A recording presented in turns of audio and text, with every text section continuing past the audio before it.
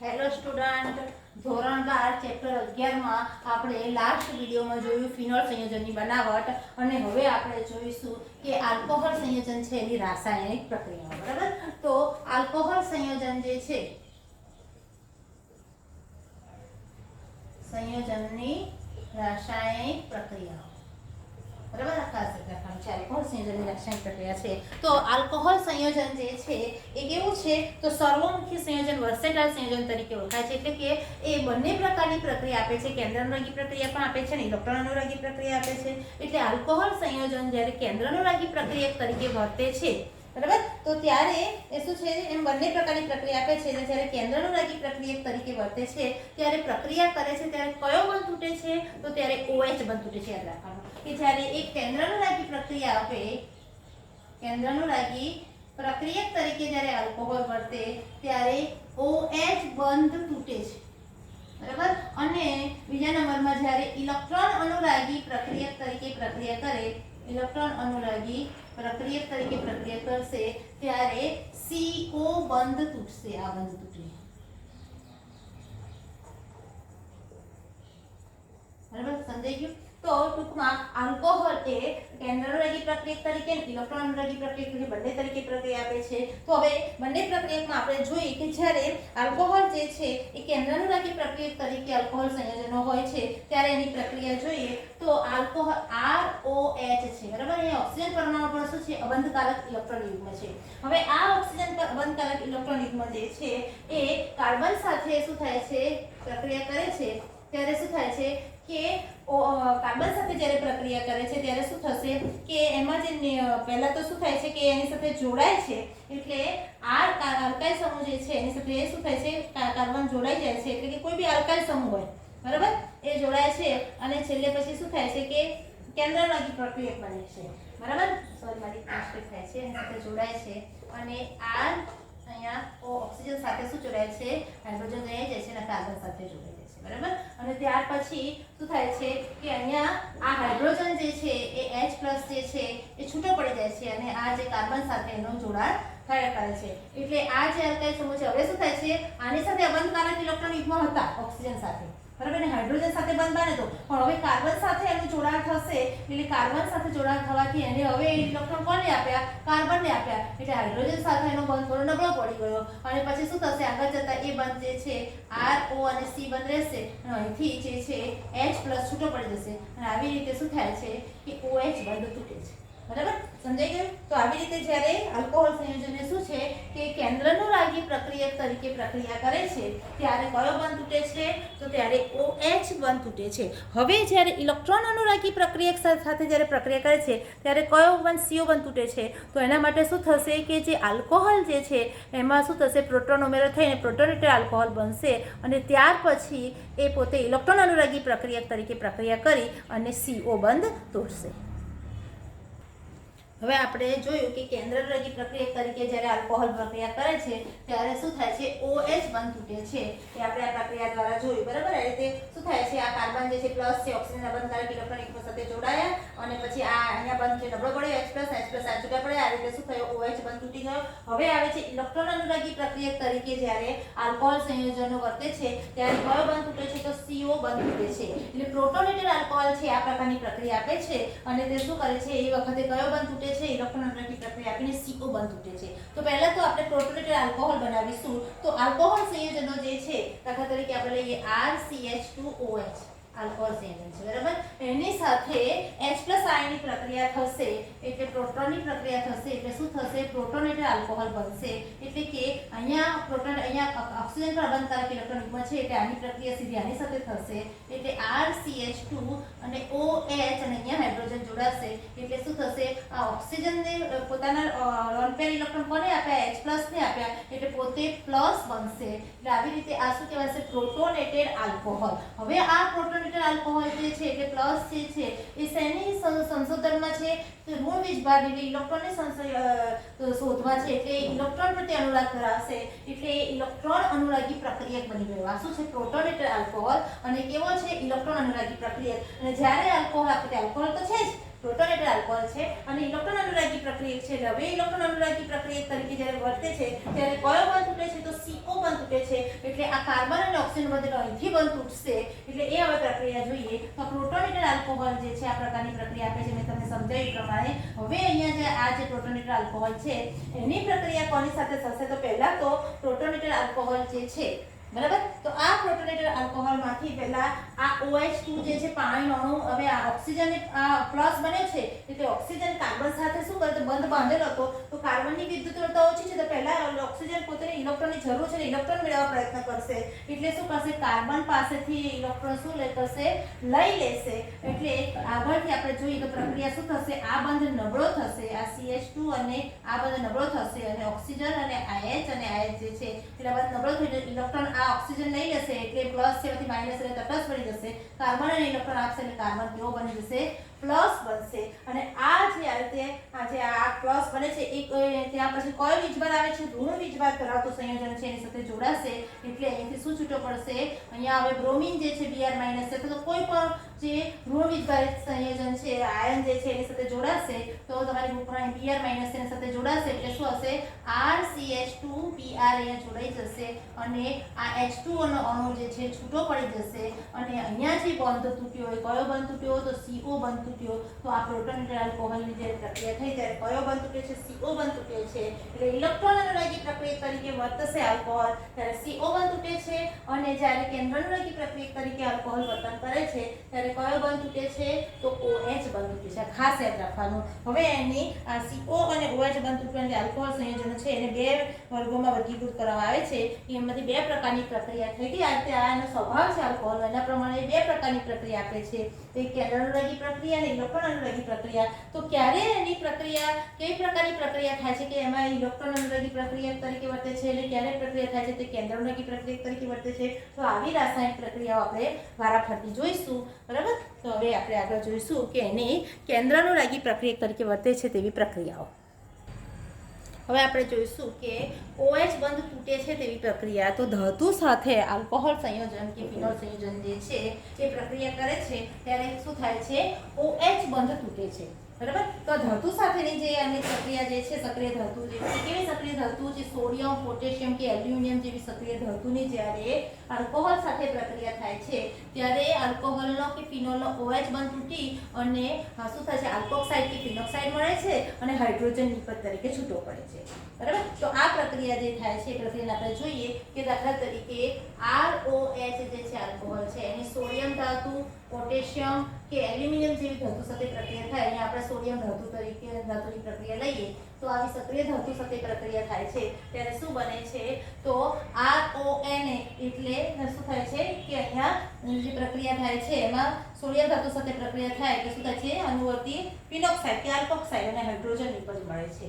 એટલે RONA અને H2 નિપજ તરીકે મળે છે. પ્રક્રિયા સમીકરણ જ્યારે સંતુલિત કરવાનું હોય તો તમે 1/2 N2 અથવા તો એને બે અણુ લઈશું આલ્કોહોલના તો બે અણુ આના બનશે. બે અણુ આલ્કોહોલના લઈશું તો બે અણુ બનશે સોડિયમ બરાબર અને સોડિયમ ધાતુ જે છે આની સાથે જોડાશે એટલે બે અણુ હાઇડ્રોજનના છૂટા પડશે એટલે H2 જે છૂટો પડશે એટલે અહીંયા H2 થઈ ગયું. સમજાઈ ગયું? પ્રક્રિયા સમીકરણ બેલેન્સ થઈ ગયું. તો કહેવાનો મતલબ એ છે કે આલ્કોહોલ સંયોજન જે છે એની સોડિયમ ધાતુ જેવી સક્રિય ધાતુ જે છે સોડિયમ સાથે પોટેશિયમ કે એલ્યુમિનિયમ સાથે પ્રક્રિયા થાય છે. આ ઉપરાંત બીજું એક ઉદાહરણ આપ્યું છે કે તૃતીયક બ્યુટાઇલ આલ્કોહોલ આપેલો છે. તો તૃતીયક બ્યુટાઇલ આલ્કોહોલ અહીંયા શું થશે? CH3 તૃતીયક બ્યુટાઇલ આલ્કોહોલ છે એની પ્રક્રિયા જ્યારે એલ્યુમિનિયમ ધાતુ સાથે થાય છે બરાબર. કોની સાથે પ્રક્રિયા થશે? એલ્યુમિનિયમ ધાતુ સાથે પ્રક્રિયા થશે તો ત્યારે પણ શું બનશે કે ત્યારે પણ શું થશે? સોડિયમ ફિનોક્સાઇડ જે છે એની જેમ અહીંયા પણ શું થશે? એલ્યુમિનિયમ તૃતીયક બ્યુટોક્સાઇડ બનશે અને હાઇડ્રોજન વાયુ છૂટો પડશે. એલ્યુમિનિયમ તૃતીયક બ્યુટોક્સાઇડ બરાબર અને શું કરશે? સોડિયમ ધાતુ જે છે એટલે હાઇડ્રોજન વાયુ જે છે છૂટો પડશે એટલે એલ્યુમિનિયમ તૃતીયક બ્યુટાઇલ એલ્યુમિનિયમ તૃતીયક બ્યુટોક્સાઇડ કહેવાશે. શું આવશે? એલ્યુમિનિયમ તૃતીયક બ્યુટોક્સાઇડ એટલે શું આવશે? અહીંયા જે તૃતીયક બ્યુટોક્સાઇડ માટે આ તો એમને એમ રહેશે જેમ ONA આવતું હતું એમ અહીંયા શું આવશે? એલ્યુમિનિયમ તૃતીયક બ્યુટોક્સાઇડ આવશે અને હાઇડ્રોજન જે છે છૂટું પડશે. આના અહીંયા સમતોલતા માટેના 6 લેવામાં આવે છે. બે અણુ એલ્યુમિનિયમના લેવામાં આવે છે અને એને લીધે શું થશે અહીંયા કે બે અણુ આના બનશે બરાબર, એલ્યુમિનિયમ તૃતીયક બ્યુટોક્સાઇડ શું કહેવાશે આને? એલ્યુમિનિયમ તૃતીયક બ્યુટોક્સાઇડ. અને આ હાઇડ્રોજન જે છે પાણી જે હાઇડ્રોજન એના કેટલા આવશે? 3 ઓછો, કારણ કે અહીંયા હાઇડ્રોજન છે 6 અણુ લીધા છે બરાબર, એટલે બેલેન્સ કરવા માટે આ 6 છે અને આ 2 છે, અહીંયા 2 આવશે અને અહીંયા 3 આવશે. સમજાઈ ગયું? બધું બેલેન્સ થઈ ગયું. તો કહેવાનું તાત્પર્ય છે કે ધાતુ સાથે એલ્યુમિનિયમ, સોડિયમ કે પોટેશિયમ જેવી સક્રિય ધાતુ સાથે આલ્કોહોલની પ્રક્રિયા થાય છે ત્યારે કયો બંધ તૂટે છે? તો OH બંધ તૂટે છે. અહીંથી OH બંધ તૂટશે, અહીંથી OH બંધ તૂટે છે બરાબર. અને ત્યાર પછી એક ત્રીજી પ્રક્રિયા આપી છે કે ફિનોલની પ્રક્રિયા થાય છે જ્યારે સોડિયમ ધાતુ સાથે. તો ફિનોલ જે છે એની પ્રક્રિયા આપણે સોડિયમ ધાતુ સાથે, ફિનોલની પ્રક્રિયા સોડિયમ ધાતુ સાથે થશે એટલે આપણે જોયું છે ત્યાં સુધી ફિનોક્સાઇડ આયન બનશે ONA અને +H2 બનશે બરાબર. એવી રીતે ફિનોલની પ્રક્રિયા આપણે જે છે એ OH ની પ્રક્રિયા NaOH સાથે જ્યારે કરીએ સોડિયમ હાઇડ્રોક્સાઇડ સાથે ત્યારે પણ શું બનશે? સોડિયમ ફિનોક્સાઇડ બનશે અને પાણીનો અણુ છૂટો પડે છે. ટૂંકમાં કહેવાનો તાત્પર્ય છે કે બધી જગ્યાએ આ OH બંધ તૂટે છે બરાબર ને. હાઇડ્રોજન વાયુ જે છે, હાઇડ્રોજન પરમાણુ છે છૂટો પડે છે એટલે OH બંધ તૂટવાની આ પ્રક્રિયા જે છે ધાતુ સાથે જ્યારે પ્રક્રિયા થાય છે ત્યારે OH બંધ તૂટે છે. એટલે આ જે પ્રક્રિયાઓ જે છે એના પરથી આપણે એવું પણ કહી શકીએ કે લોરી બ્રોન્સ્ટેડ એસિડ જે 11મા ધોરણમાં તમે સમજી ગયા કે લોરી બ્રોન્સ્ટેડ એસિડ કે બેઝ કોને કહે છે? તો H+ નું દાન કરે તે એસિડ અને H+ સ્વીકારે તે બેઝ. તો અહીંયા તમે જોશો કે આલ્કોહોલ સંયોજન જ્યારે ધાતુ સાથે પ્રક્રિયા કરે છે ત્યારે શું કરે છે? H+ નું દાન કરે છે એટલે પોતે એસિડ તરીકે વર્તે છે. તો અહીંયા કયા એસિડ તરીકે વર્તે છે? તો લોરી બ્રોન્સ્ટેડ એસિડ તરીકે વર્તે છે, કારણ કે પોતે શું કરે છે? અહીંયા H+ નું દાન કરે છે એટલે H+ ને છૂટો પાડે છે. તો આ એક પ્રક્રિયા જે છે આમ પ્રબળ બેઝ સાથે તે શું કરે છે? પ્રોટોનનું દાન કરીને એસિડ તરીકે વર્તે છે. આ પ્રક્રિયામાં આપણે શું જોયું કે આલ્કોહોલ સંયોજન છે એની સોડિયમ ધાતુ સાથે, એલ્યુમિનિયમ ધાતુ સાથે કે ફિનોલ સંયોજન છે એની સોડિયમ ધાતુ સાથે સોડિયમ હાઇડ્રોક્સાઇડ સાથે પ્રક્રિયા કરશું ત્યારે OH બંધ તૂટી અને શું બને છે? અણુવર્તી આલ્કોક્સાઇડ કે ફિનોક્સાઇડ મળે છે અને હાઇડ્રોજન વાયુ છૂટો પડે છે. ત્યાર પછી આલ્કોહોલ સંયોજન છે એની એસિડિકતાની વાત કરીએ તો આલ્કોહોલ સંયોજન છે એમાં એસિડિકતા એટલે એસિડિકતા કઈ રીતે નક્કી થશે? તો H+ આયનને સરળતાથી દાન કરશે તો એની એસિડિકતાનો ક્રમ કેવો કહેવાશે? વધારે પ્રબળ કહેવાશે. અને H+ આયનનું જે સરળતાથી દાન નહીં કરે બરાબર એની એસિડિકતા કેવી કહેવાશે? ઓછી કહેવાશે. તો અહીંયા પ્રાથમિક, દ્વિતીયક અને તૃતીયક આલ્કોહોલ જે છે એમાં આપણે જોઈએ કે એની એસિડિકતાનો ક્રમ કેવો છે? તો આ એસિડિકતા જે છે એનો સ્વભાવ OH બંધ જે છે એને ધ્રુવીયતાને કારણે જે છે OH બંધમાંથી ધ્રુવીયતા હશે વધારે તો H+ જે છે એ શું થશે? છૂટો પડી જશે. તો આમ OH બંધની ધ્રુવીયતા પર એની એસિડિકતાનો આધાર રહેલો છે. તો OH બંધની ધ્રુવીયતા એની સાથે જોડાયેલા આલ્કાઇલ સમૂહ પર આધારિત છે. તો આલ્કાઇલ સમૂહ એ કેવો સમૂહ છે? તો આલ્કાઇલ સમૂહ હંમેશા કેવો છે? ઇલેક્ટ્રોન દાતા સમૂહ છે. અને એ આલ્કાઇલ સમૂહ જ્યારે ઓક્સિજન સાથે જોડાયેલો છે તો એની સાથે કેટલા આલ્કાઇલ સમૂહ જોડાયેલા છે? કાર્બન જોડાયેલો છે તો એ આલ્કાઇલ સમૂહ વધારે હશે તો એને લીધે એની ધ્રુવીભાવનીયતામાં શું ફેર પડે છે? આપણે આલ્કોહોલ સંયોજનો જે છે એની એસિડિકતાનું કારણ છે કે OH બંધ કેવો છે? ધ્રુવીય છે. આ OH બંધ કેવો છે? OH બંધ ધ્રુવીય છે એટલે એની સાથે જો કોઈ આલ્કોહોલ સમૂહ જે છે OH સમૂહ સાથે, આલ્કોહોલ સમૂહ સાથે શું કીધું છે કે મિથાઇલ સમૂહ જે છે અહીંયા એક મિથાઇલ સમૂહ જોડાયેલો છે. તો જેટલા આલ્કાઇલ સમૂહ કે આલ્કાઇલ સમૂહ કહેવાય છે. આલ્કાઇલ સમૂહ જે છે કેવા છે? ઇલેક્ટ્રોન દાતા સમૂહ છે. ઇલેક્ટ્રોન આપવાનું ગુણધર્મ ધરાવે છે, +1 અસર દર્શાવે છે.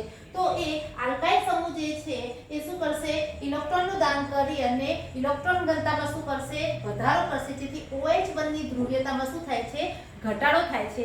એટલે એક તો ઇલેક્ટ્રોન દાતા સમૂહ જોડાયેલો હોય, ઇલેક્ટ્રોન દાતા સમૂહ જોડાયેલો હોય તો એને કારણે શું થાય છે? ઇલેક્ટ્રોન ઘનતામાં શું થાય? ઘનતામાં વધારો થાય. એટલે શું થશે? એક વસ્તુ આકાશીય તત્વ મુદ્દા ધ્રુવીયતામાં OH બંધની ધ્રુવીયતા જે છે OH બંધની ધ્રુવીયતામાં શું થાય છે? ધ્રુવીયતામાં ઘટાડો થાય છે બરાબર. ઘટાડો થાય છે એટલે H+ આયનને મુક્ત કરવાની જે વૃત્તિ છે, મુક્ત કરવાની વૃત્તિ છે એમાં શું થાય છે? ઘટાડો થાય છે બરાબર.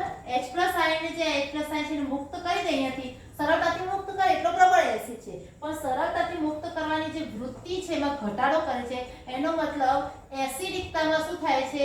એસિડિકતામાં ઘટાડો થાય છે બરાબર. એટલે જેટલા આલ્કાઇલ સમૂહ વધારે હશે એટલે શું થશે, બંધની ધ્રુવીયતામાં ઘટાડો થશે, અને બંધની ધ્રુવીયતામાં ઘટાડો થશે એટલે H+ આયન મુક્ત કરવાની વૃત્તિમાં ઘટાડો થશે, એટલે એની એસિડિકતામાં ઘટાડો થશે.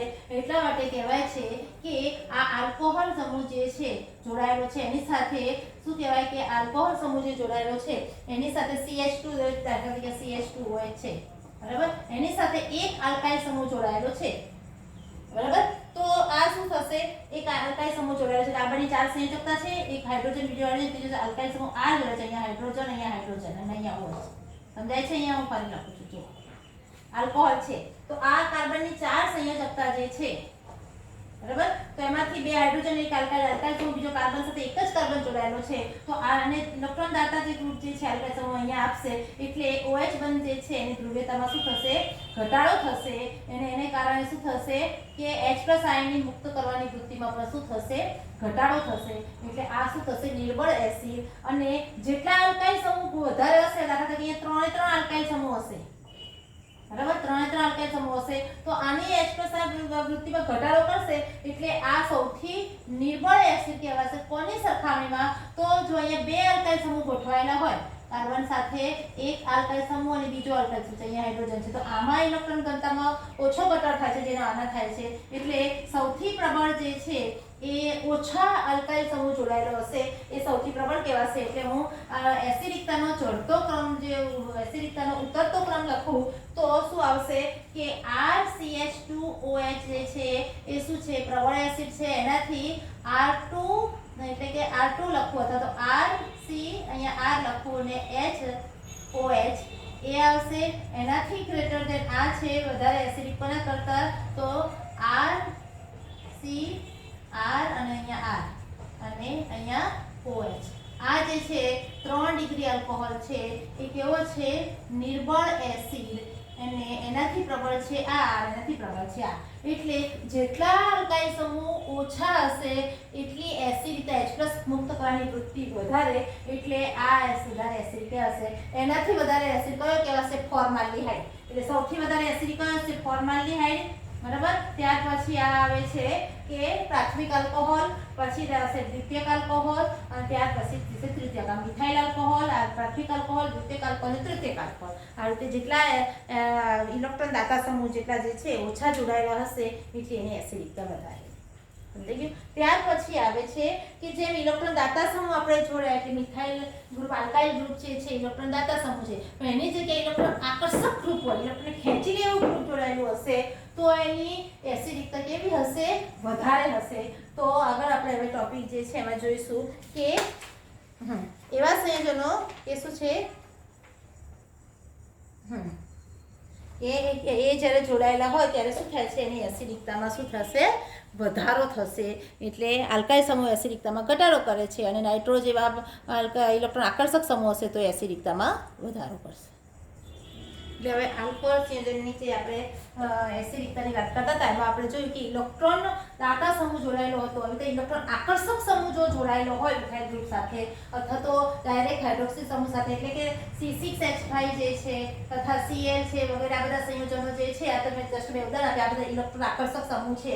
તો દાખલા તરીકે C6H5 સાથે OH સમૂહ, એટલે સમજો ફિનોલ જે છે તો એ જોડાયેલો છે, તો આ જે ફિનોક્સાઇડ આયન જે છે અથવા તો આપણે ક્લોરીન જોડાયેલો છે, CH3 CH2 અહીંયા Cl જોડાયેલો છે OH સાથે, આલ્કોહોલ સાથે. તો આવો ઇલેક્ટ્રોન આકર્ષક સમૂહ જ્યારે કાર્બન સાથે જોડાયેલો હશે ત્યારે શું થાય છે કે એ ઇલેક્ટ્રોન આકર્ષક સમૂહ ઓક્સિજન પર જે અવનકારક ઇલેક્ટ્રોન યુગ્મ છે એને શું કરે છે, પોતાની તરફ ખેંચી લે છે, આકર્ષે છે. એટલે ઇલેક્ટ્રોન ઓક્સિજન પર ઇલેક્ટ્રોન ઘનતામાં શું કરે છે, આ ઇલેક્ટ્રોન ઘનતામાં ઘટાડો કરે છે. શું કરે છે, ઘટાડો કરે છે. જ્યારે પહેલામાં શું કરતા હતા, વધારો. કોણ કે મિથાઇલ ગ્રુપ ઇલેક્ટ્રોન દાન કરી અને અહીંયા ઓક્સિજન ઇલેક્ટ્રોન ઘનતામાં વધારો કરતા હતા. આ શું કરશે, ઇલેક્ટ્રોન ઘનતામાં ઘટાડો કરશે. એટલે ઘટાડો કરશે એટલે હાઇડ્રોજન બિચારો ગરીબ માણસ છે એ ઓક્સિજન સાથે કેમ જોડાયેલો છે કે એની સાથે ઇલેક્ટ્રોન છે. હવે જેમ એની પાસે ઇલેક્ટ્રોન વધારે હશે, વધારે મજબૂતાઈથી જોડાયેલો હશે ત્યારે એને છૂટો કરવો મુશ્કેલ છે, બરાબર. એટલે આપણે મિથાઇલ ગ્રુપ જ્યારે જોડાયેલા હતા આલ્કાઇલ ગ્રુપ, ત્યારે શું થતા, હાઇડ્રોજન જેટલા આલ્કાઇલ ગ્રુપ વધારે એટલે હાઇડ્રોજનને દૂર કરવો મુશ્કેલ, એસિડિકતા ઘટતી હતી. જ્યારે અહીંયા શું થશે, ઇલેક્ટ્રોન આકર્ષક જોડાયેલા હશે તો એ ઓક્સિજન પરના ઇલેક્ટ્રોનને ખેંચી લેશે, એટલે ઇલેક્ટ્રોન ઘનતામાં ઘટાડો કરશે, એટલે હાઇડ્રોજન એમ થશે ભાઈ આ તો ગરીબ થઈ ગયો, હવે આપણે એની જોડે રહેવું નથી, સરળતાથી એ છૂટો પડી જશે. સમજાઈ ગયું? તો એવી રીતે અહીંયા શું થશે કે આવો ક્લોરીન જે છે એવો છે અથવા તો ફિનાઇલ જેવો જે ગ્રુપ જોડાયેલો હશે ત્યારે ઓક્સિજન સાથે ઇલેક્ટ્રોન જે ખેંચી લેશે, અહીંયા ઇલેક્ટ્રોન ઘનતામાં ઘટાડો થશે, એટલે સરળતાથી H+ આયન દૂર થશે અને આમ આ શું કહેવાશે, ઇલેક્ટ્રોન H+ આયન દૂર થશે. જેટલો એસિડિક આપણે ઇલેક્ટ્રોન આકર્ષક સમૂહ જો ગોઠવાયેલો હશે એટલું સરળતાથી એ એસિડિક ગુણધર્મ ધરાવે છે. તો ત્યારે શું આવશે, એસિડિક ગુણધર્મ એનો પ્રબળ બને છે. બરાબર, આ ખાસ યાદ રાખવાનું. ત્યાર પછી આગળ આવે છે કે આલ્કોહોલ જે છે એ પાણી કરતા કેવો છે, નિર્બળ એસિડ છે. એટલે કે પાણીની હાજરીમાં આલ્કોહોલ છે, પાણીની સરખામણીમાં આલ્કોહોલ જે છે એ H+ નું દાન ઝડપથી કરતો, જ્યારે પાણી સહેલાઈથી H+ નું દાન કરે છે એટલી સરળતાથી આલ્કોહોલ નથી કરતું. એટલે પાણી એ એને આલ્કોહોલ કરતા શું છે, પ્રબળ એસિડ છે, અથવા આલ્કોહોલ એ પાણી કરતા નિર્બળ એસિડ છે. તો આની પ્રક્રિયામાં આપણે જોઈશું કે પાણી સાથેની જે પ્રક્રિયા જે છે, આલ્કોહોલ સંયોજનની પાણી સાથેની પ્રક્રિયા જે છે તો પાણીની સરખામણીમાં કેવો છે, તો આલ્કોક્સી આયન જે છે, આલ્કોક્સી આયન છે RO, બરાબર, અહીંયા H નથી એટલે માઈનસ, આ આલ્કોક્સી આયન છે એની પાણીના અણુ સાથે HOH સાથે પ્રક્રિયા થશે, એટલે હાઇડ્રોક્સાઇડ આયન જે છે એની સરખામણીમાં આલ્કોક્સાઇડ આયન જે છે એ શું કરશે, હાઇડ્રોજન જે છે એનો સ્વીકાર કરશે અને આ આલ્કોક્સી આયન જે છે એ સરળતાથી હાઇડ્રોક્સી આયન જે છે, હાઇડ્રોક્સી આયન છે સરળતાથી H+ નું દાન કરે છે. એટલે આપણે અત્યારે આ આલ્કોક્સી આયન અને હાઇડ્રોક્સી આયનની જો સરખામણી કરીએ તો આલ્કોક્સી આયનની સરખામણીમાં હાઇડ્રોક્સી આયન એ કેવો છે, વધારે એસિડિક છે. બરાબર, શું કહેવાશે, આલ્કોક્સી કરતા હાઇડ્રોક્સી વધારે એસિડિક છે. આલ્કોક્સી કરતા હાઇડ્રોક્સી આયન, હાઇડ્રોક્સી એટલે OH- આયન શું છે, આયન એ શું છે, સરળતાથી ઇલેક્ટ્રોનનું H+ નું દાન કરે છે, એટલે હાઇડ્રોક્સી આયન શું છે, વધારે એસિડિક ગુણધર્મ ધરાવે છે. બરાબર, અને બેઝિક ગુણધર્મ કોણ ધરાવે છે, તો આલ્કોક્સી વધારે બેઝિક છે. એવી રીતે આપણે કહી શકીએ કે પાણી જે છે એ આલ્કોહોલ કરતા કેવો છે, પ્રબળ એસિડ છે. બંનેની સરખામણીમાં એસિડિક ગુણધર્મ પણ છે, એટલે આલ્કોહોલ કેવો છે, એટલો નિર્બળ એસિડ છે. એટલે એની હાજરીમાં શું કહે છે, લોરી બ્રોન્સ્ટેડ બેઝ કહેવાય છે. સમજાઈ ગયું? તો અહીંયા આપણે આ વાત છે, આલ્કોક્સી આયન હાઇડ્રોક્સી આયન કરતા સારો પ્રોટોન આયન છે. આલ્કોક્સી આયન એ હાઇડ્રોક્સી આયન કરતા સારો પ્રોટોન ગ્રાહી છે. પ્રોટોનનો સ્વીકાર કરી લે છે ને, એ પ્રોટોન ગ્રાહી છે, એટલે એ શું કહેવાશે, સારો આના કરતા એ પ્રોટોન ગ્રાહી હોવાને કારણે શું થાય છે કે વધુ સારો બેઝ છે. આલ્કોક્સી આયન કરતા હાઇડ્રોક્સી આયન કરતા આલ્કોક્સી આયન શું છે, વધુ સારો બેઝ છે. બરાબર, તો અહીંયા આપણે આ ટોપિક જે છે એસિડિકતાને પૂરો કરી અને હવે આપણે જોશું ફિનોલની એસિડિક પ્રક્રિયાઓમાં એસિડિક ગુણ અને પ્રબળતા. હવે આ આલ્કોક્સી આયનની વાત કરીએ, ફિનોલની એસિડિક પ્રબળતા જે છે એ કઈ રીતે છે, શેને કારણે છે અને કઈ રીતે એની એસિડિક પ્રબળતા વધે છે જોઈશું. તો ફિનોલમાં આપણે લગભગ આગળના ચેપ્ટરમાં પણ જોયા કે એના શું હોય છે, 11માં પણ કદાચ જોયા હતા આપણે કે ફિનોલમાં શું થાય છે, સંસ્પંદન થાય છે. તો હવે નેક્સ્ટ આપણે જોઈશું કે ના ફિનોલની એસિડિકતાનો ગુણધર્મ જે છે એ જોઈશું. ફિનોલની એસિડિક પ્રક્રિયા છે આપણે પછી જોઈશું. અત્યારે ખાસ ખાલી આપણે લાસ્ટ થોડો એટલો ટોપિક જોઈ લઈએ કે ફિનોલ અને આલ્કોહોલની સરખામણીમાં કોણ વધારે એસિડિક છે. તો ફિનોલ અને આલ્કોહોલની સરખામણી વાત કરીએ તો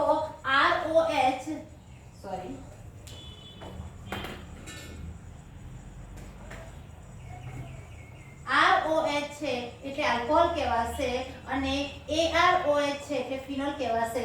એટલે ઓક્સિજન સાથે મિથાઇલ ગ્રુપ જોડાયેલું છે CH3 કેવું કે CH3C2H5 અને અહીંયા ઓક્સિજન સાથે એરાઇલ ગ્રુપે C6H5 ગોઠવાયેલું છે. એટલે એને કારણે શું થશે કે મિથાઇલ ગ્રુપ ઇલેક્ટ્રોન દાતા ગ્રુપ છે અને એની સરખામણીમાં આ શું છે, આપણે ફિનાઇલ ગ્રુપ આવશે. એટલે એ પણ આપણે બીજો એક ગુણધર્મ જોઈએ આપણે કે ફિનોક્સી આયન આ જે ROH જે છે બરાબર એનું આપણે પ્રક્રિયા થાય છે એની શું થાય છે, ROH છે એ કેવું છે, ઓછો ધ્રુવીય છે એટલે આ બંધ જે છે એ ઓછો ધ્રુવીય છે એટલે અહીંયાથી એની પ્રક્રિયા થઈને જ્યારે આલ્કોક્સાઇડ આયન બનશે, બરાબર, આ આયન બનશે આલ્કોક્સાઇડ આયન અને H+ જ્યારે છૂટો પડશે માઈનસ બનશે ત્યારે આ આલ્કોક્સાઇડ આયન જે છે આ બંધ કેવો છે OH બંધ જે છે એ ઓછો ધ્રુવીય છે. કેવો છે? ઓછો ધ્રુવીય છે. એટલે આ આલ્કોક્સાઇડ બનશે એની તરત જ ફરી પ્રક્રિયા થઈ પાછું એ આલ્કોહોલમાં રૂપાંતર પામે છે. આ સ્થાયી સંયોજન નથી કારણ કે આ બંધ ઓછો ધ્રુવીય છે એટલે, બરાબર. જ્યારે ફિનોક્સિલ આયન બનશે આ રીતે બેન્ઝીન જે છે ફિનોલમાંથી અહીંયા OH જે છે આ બંધ જે છે કેવો છે? વધુ ધ્રુવીય છે, બરાબર, વધુ ધ્રુવીય છે. એટલે જ્યારે આપણે H+ આયન જે છૂટો પડશે ત્યારે ઓક્સિજન એની સાથે જોડાયેલો રહે છે. તો એ ઓક્સિજન જે છે આ ફિનોક્સાઇડ આયન કહેવાશે અને આ ફિનોક્સાઇડ આયન એ શું છે? ફિનોક્સાઇડ આયન એ સ્થાયી આયન છે. આની સ્થિરતા વધારે છે. બીજી વાત કહીએ કે આની સ્થિરતા વધારે છે એટલે આ શું થાય છે? H+ આયન સાથે ફરી પ્રક્રિયા કરતો નથી. અહીંયા જ્યારે ઇલેક્ટ્રોન ઘનતા જે છે એ વધવાને કારણે એ ઇલેક્ટ્રોન ઘનતા ક્યાં જાય છે? બેન્ઝીન ચક્રમાં એ વિસ્થાનીકૃત થાય છે. એટલે અહીંયા ઇલેક્ટ્રોન ઘનતા અહીંયા સ્થિર રહેતી નથી, અંદર બેન્ઝીન ચક્રમાં વિસ્થાનીકૃત પામે છે. એટલે ફરી પાછું H+ આની સાથે જોડાવું છે તો એ માટે ઓક્સિજન પાસે ઇલેક્ટ્રોન હોવા જોઈએ. તો અહીંયા જો ઇલેક્ટ્રોન હશે તો ફરી પાછું H+ જોડાઈ જશે. પણ આ ઇલેક્ટ્રોન બેન્ઝીન રિંગમાં વિસ્થાનીકૃત થાય છે એટલે ઇલેક્ટ્રોન બેન્ઝીન રિંગમાં ફરે છે એટલે હાઇડ્રોજન ફરી પાછો એ આ ફિનોક્સાઇડ આયન ઓક્સિજન સાથે ફરી જલ્દીથી જોડાઈ શકતો નથી. એટલે આ આયનની જેમ સ્થિરતા વધારે એમ H+ આયન છે દૂર રહેશે એટલે એની એસિડિકતા વધારે. અને અહીંયા શું થાય છે કે આ ઇલેક્ટ્રોન ઘનતા જે છે ત્યાં જ સ્થાયી રહે છે. અંદર કોઈ આલ્કાઇલ ગ્રુપમાં ઇલેક્ટ્રોન ઘનતા ફરતી નથી એટલે વિસ્થાનીકૃત થતું નથી એટલે કે સંસ્પંદન સૂત્રો મળતા નથી એટલે આ સ્થાયી છે.